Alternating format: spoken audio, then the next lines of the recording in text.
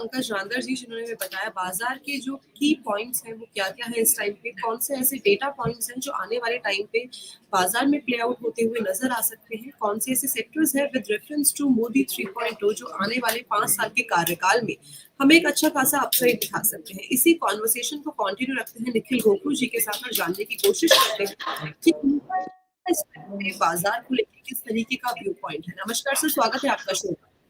Thank you so much cancel madam. Modi 3.0 को लेके मैं मेनली 3 सेक्टर्स पे बहुत बुलिश हूँ। द वेरी फर्स्ट सेक्टर जो बहुत टाइम से लोग वेट कर रहे हैं कि चला नहीं है, और ऐसा लग रहा है कि इस नई गवर्नमेंट की थीम में वो सेक्टर अब वर्क करेगा, एंड दैट इज एफएमसीजी। लोग कब से वेट कर रहे हैं कि एफएमसीजी मार्केट में कुछ हो जाए, लेकिन things are not doing that well. And उसमें मेरा जो सबसे बुलिश रिकमेंडेशन है वो है डाबर इंडिया। डाबर इंडिया कई टाइम से 500 और 600 के बीच में कहीं ना कहीं ऊपर नीचे खेलकूद मचा रहा है, लेकिन पहली बार बहुत टाइम बाद उसने 600 के ऊपर की क्लोजिंग दी है, और वो बहुत टाइम तक 600 के ऊपर सस्टेन भी कर रहा है। 620 625 तक पहुंचने के बाद वो अराउंड 609 पे भी है, पर इसका शॉर्ट टर्म नहीं है, टारगेट 700 तक का हो सकता है, और लॉन्ग टर्म में ये शेयर 1000 रुपीज तक के टारगेट के लिए जा सकता है, क्योंकि डाबर ने अब जाके चाल पकड़ी है बहुत सालों बाद।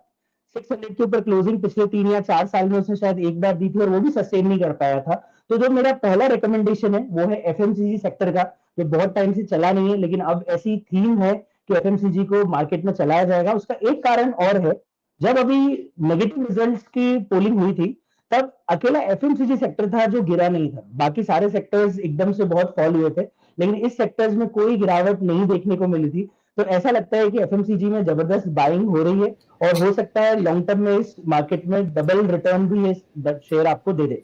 सेकंड, मोदी 3.0 का जो पहला मेजर डिसीजन था वो था पीएमएवाई में 3 करोड़ नए घर बनाना, और उस पर्टिकुलर डिसीजन पे एक कंपनी के शेयर में तगड़ा उछाल आया भी है, और तगड़ा उछाल आने के पूरे चांसेस हैं, that is NCC. It's a construction company, Narayana construction company limited, और ये कंपनी बहुत तगड़े ऑर्डर बुक के साथ बैठी हुई है। अप्रोक्सीमेटली 57,000 करोड़ का इसका ऑर्डर बुक है, जबकि इसका मार्केट कैपिटलाइजेशन ओनली 19,000 करोड़ के आसपास का है। और आने वाले 5 साल मोदी 2.0 में ऐसा बोला जा रहा है कि कंस्ट्रक्शन और इंफ्रा कंपनीज जबरदस्त ट्रेंडिंग होने वाली है, और जिस तरफ से नई कैपिटल भी आंध्र प्रदेश में बनाई जा रही है, तो इस कंपनी को जबरदस्त काम मिलेगा।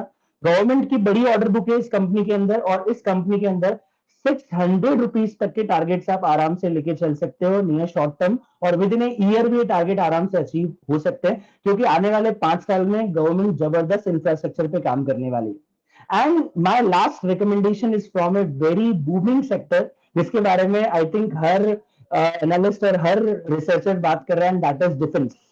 क्योंकि वापस से राजनाथ सिंह जी हमारे डिफेंस मिनिस्टर बन गए हैं, और ऐसा लग रहा है कि डिफेंस में जबरदस्त बूस्ट आने वाला है। And the company that I will be recommending is HAL, Hindustan aeronautics limited.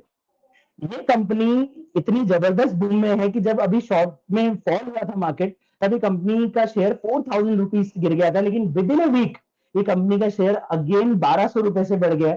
और अभी अभी जेफरीज की एक रिपोर्ट आई है जिसके अकॉर्डिंग इस कंपनी का near short term, not very long term, near short term 5700 का टारगेट है, और लॉन्ग टर्म में 3 से 5 साल में जेफरीज की रिपोर्ट बोलती है कि ये कंपनी डबल डिजिट ग्रोथ के साथ आगे बढ़ने वाली है। तो इसका पैसा डबल करने के लिए ये एक और जो बेहतरीन कंपनी है जिसमें आप पैसा लगा सकते हैं।